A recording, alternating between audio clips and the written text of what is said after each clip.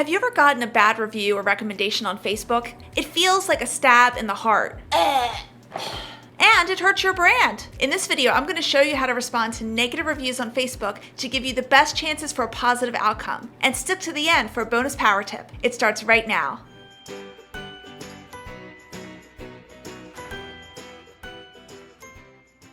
Hey, I'm Brooke Miles, and welcome back to another video where I teach you how to outshine your competitors on social media. What we call Facebook reviews are what Facebook calls recommendations, but really, they're reviews. And Facebook even houses these recommendations in the review section of your business page. People who visit your page simply note whether yes, they recommend your business, or no, they don't. And they need to provide a commentary of at least 25 characters to justify their decision. These recommendations are then averaged out of a total score of 5. Regardless of what you call them, how do you respond to negative feedback?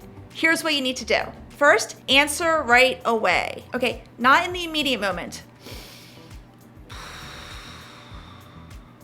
And understand that in the grand scheme of your life, the earth, the universe, and eternity, this one bad review is so small. You need to calm yourself down first so you have the wherewithal to answer professionally and take the high road. Once you're chill, start typing, but do not type directly into Facebook. Instead, type into Microsoft Word or somewhere else where you can't accidentally press send before you get the words exactly the way you want them. After you've typed it out, if you can, walk away for about an hour or two. You'll come back with fresh eyes, and you might see some other ways you can make your response even more polished. The next suggestion is to match the length. Try to write as much as the reviewer did within reason. This is especially important for long reviews. Your reviewer wants to feel acknowledged. They want to know for all the time and effort they put into writing that review that you put as much time and effort into responding back. This not only helps from the perspective of the reviewer, but also from the perspective of anyone from the outside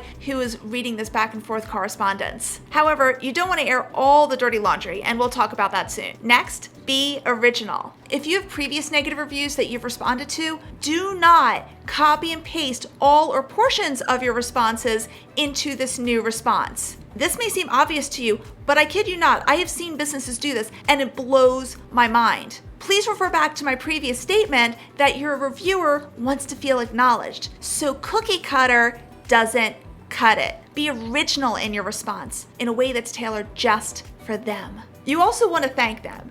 And I know that's so hard to do, especially if the review is completely unjustified. At the very least, thank them for taking the time to share their feedback. This will help diffuse the situation a little bit because you're acknowledging them. Now I'm going to ask you to do something even harder, and that is throw them a bone. Now, if their bad review is because you did something wrong, then it's easy enough for you to apologize. But what if their bad review is completely out of line? I encourage you to find the smallest, teeniest, weentiest little thing that maybe you could have done a little bit better and apologize for that. Of course, you're going to stand up for yourself too, but apologize for something. Your reviewer wants you to feel sorry for something, so find something and say it. I promise you it'll help.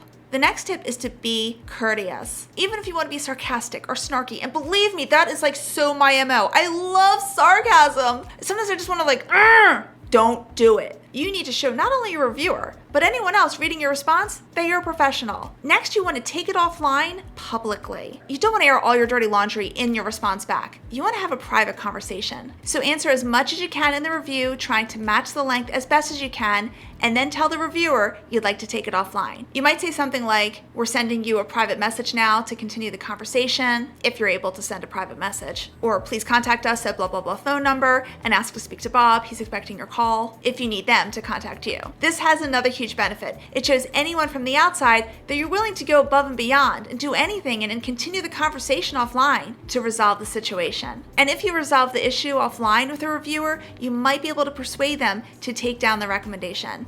Hey, before we get to the next tip, if you're liking this video so far and want to see more tips and strategies to help you really rock it on social media, be sure to click on the subscribe button and the notifications bell.